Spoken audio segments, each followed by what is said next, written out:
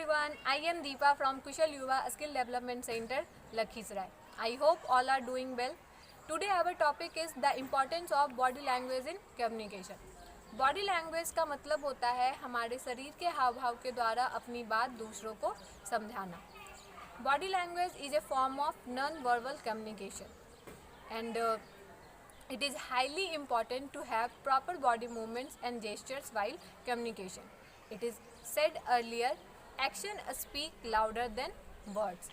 So communication करते वक्त हमारा body language proper होना चाहिए because proper body language shows our confidence and reflects our best personality. Poor body language के कारण जब हम पब्लिक स्पीकिंग कर रहे होते हैं तो वहाँ हमें लोगों के सामने शर्मिंदा होना पड़ता है. वहाँ हम मजाक का पात्र बन जाते हैं और हमारा इम्प्रेशन भी ख़राब होता है.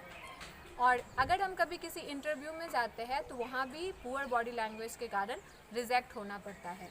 सो कम्युनिकेशन के लिए हमारा बॉडी लैंग्वेज प्रॉपर होना चाहिए ताकि हमारा पर्सनैलिटी इम्प्रेसिव हो.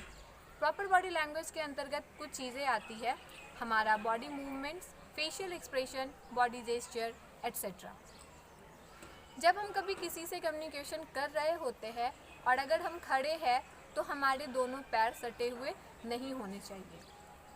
हमारा हाथ खुला होना चाहिए, ना कि इस तरीके से फोल्ड होना चाहिए. कभी भी हमारे दोनों हाथ पॉकेट में नहीं होने चाहिए. ये सारे साइंस क्लोज्ड बॉडी लैंग्वेज के हैं.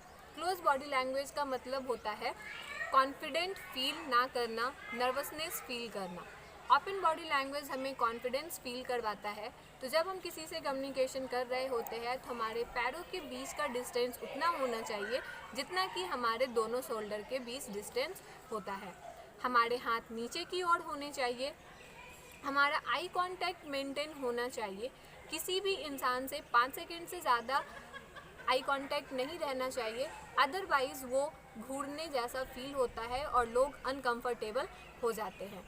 जब भी हम बोल रहे होते हैं तो हमारा टोन ऑफ वॉइस मॉडेस्ट होना चाहिए, ना कि बहुत ज़्यादा लाउड और ना ही बहुत ज़्यादा धीमे होना चाहिए. हमारा वॉइस उतना होना चाहिए जिससे हमारे पास जितने भी लोग हो उनको प्रॉपर सुनाई दे सके. जब हम कभी किसी चेयर पे बैठे हो तो हमें चेयर पे एकदम लद कर नहीं बैठना चाहिए, ना ही आगे की ओर झुककर बैठना चाहिए, बल्कि हमें एकदम स्ट्रेट बैठना चाहिए. हमारा हेड स्ट्रेट फॉरवर्ड होना चाहिए. अगर हमारा हेड नीचे की ओर झुका होता है तो इसका मतलब ये होता है कि हम सभी बात को एग्री कर रहे हैं, और बहुत ज़्यादा ऊपर होने का मतलब है कि हम एरोगेंट हैं. हमारा फेशियल एक्सप्रेशन बहुत ज़्यादा मैटर करता है, क्योंकि फेशियल एक्सप्रेशन के द्वारा ही हम किसी भी इंसान के भावों को पहचान पाते हैं कि वह खुश है, दुखी है, उदास है या फिर एक्साइटेड है. जब भी हम कभी किसी से कम्युनिकेट कर रहे होते हैं तो हमारे चेहरे पे एक हल्की सी स्माइल होनी चाहिए, क्योंकि स्माइल हमारे कॉन्फिडेंस को बढ़ाता है.